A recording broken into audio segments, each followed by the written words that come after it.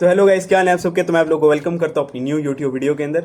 तो आज मैं बात करूंगा डायनेमिक स्ट्रेचिंग के बारे में और स्टैटिक स्ट्रेचिंग के बारे में कि ये क्या होती है और कौन कौन सी होती है।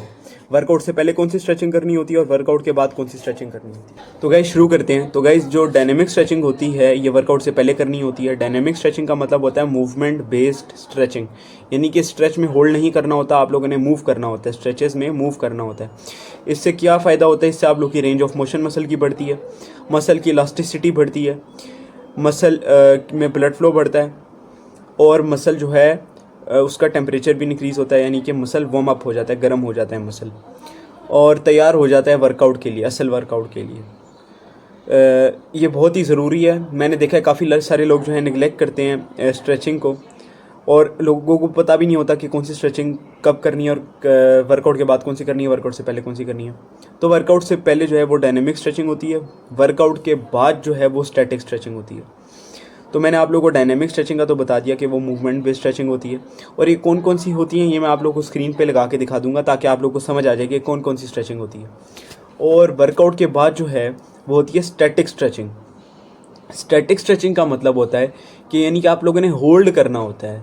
होल्ड क्यों करना होता है? क्योंकि वर्कआउट के दौरान आपके मसल्स में लैक्टिक एसिड जमा हो जाता है, जिस वजह से जो है आपके मसल्स रिकवर नहीं होंगे, सोर ही रहेंगे, रिकवरी ज़ीरो होगी। तो होल्ड इसलिए करना होता है। स्टैटिक स्ट्रेचिंग का मतलब होता है होल्ड करना। होल्ड करने से क्या होता है कि जो लैक्टिक एसिड है वो मसल्स में से रिलीज़ हो जाता है, जिसमें आप लोगों की फिर बाद में रिकवरी भी बहुत तेज़ होती है, मसल ग्रोथ भी बहुत तेज़ होती है और आप लोग नेक्स्ट वर्कआउट के लिए अगले दिन मतलब अगले वर्कआउट में आप लोग को थकावट फील नहीं होगी, फटीग फील नहीं होगा, आप लोग फ्रेश फील करेंगे। ये फ़ायदा होता है स्टैटिक स्ट्रेचिंग का। समझ आ गया आप लोगों को? मैं फिर से एक बार आप लोगों को बता देता हूँ। डायनेमिक स्ट्रेचिंग में मूवमेंट करनी होती है, होल्ड नहीं करना होता। और स्टैटिक स्ट्रेचिंग में वर्कआउट के जो बाद होती है उसमें होल्ड करना होता है। होल्ड कितनी देर करना है? 10 से 15 सेकंड होल्ड करना होता है।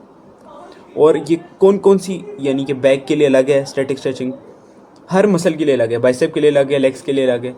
अगर आप लोगों को जानना है तो मैं आप लोगों को इस स्क्रीन पे शो कर दूंगा कि कौन कौन सी स्ट्रेचिंग होती है, यानी कि स्टैटिक स्ट्रेचिंग किस तरीके से करनी है, डायनेमिक स्ट्रेचिंग किस तरीके से करनी है, मैं स्क्रीन पे आप लोगों को दिखा दूंगा। तो और स्टैटिक स्ट्रेचिंग के बहुत सारे और भी फ़ायदे हैं। आप लोगों को मसल सोरनेस, जो मसल में दर्द रहता है वर्कआउट के बाद, वो भी बिल्कुल नहीं होगा। इंजरी से आप लोग बचे रहेंगे, यानी कि आप लोगों को इंजरी नहीं होगी कभी भी वर्कआउट में। इंजरी यानी कि प्रिवेंट हो सकती है, इंजरी हो तो सकती है, इंजरी को 100% आप लोग प्रिवेंट नहीं कर सकते, लेकिन 90% तक प्रिवेंट हो जाएगी, आप लोगों को इंजरी नहीं होगी। इसका ये भी फ़ायदा होता है।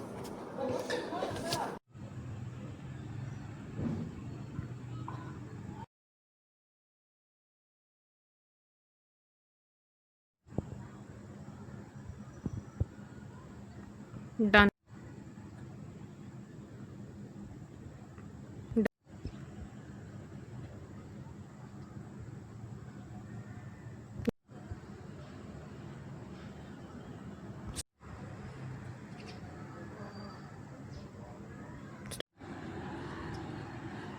तो गाइज़ उम्मीद करता हूँ कि आप लोगों को ये वीडियो मेरी पसंद आई होगी। अगर पसंद आई है तो लाइक करें, कमेंट करें, शेयर करें अपने दोस्तों के साथ, सब्सक्राइब लाजमी कीजिएगा और प्लीज़ सपोर्ट करें मेरे चैनल को, ताकि ये मेरा चैनल भी ग्रो कर पाए, 1K सब्सक्राइबर्स हों और लाखों में व्यूज़ आए। मैं भी चाहता हूँ, ये मेरा ड्रीम है।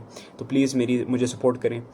और अगर आप लोग को वीडियो पसंद आई है तो इसमें लाजमी कमेंट कीजिएगा जो पार्ट आपको पसंद आए, और शेयर भी कीजिएगा अपने दोस्तों के साथ। और मैं जल्दी मिलता हूँ आप लोगों से नेक्स्ट वीडियो के अंदर। अल्लाह हाफ़िज़।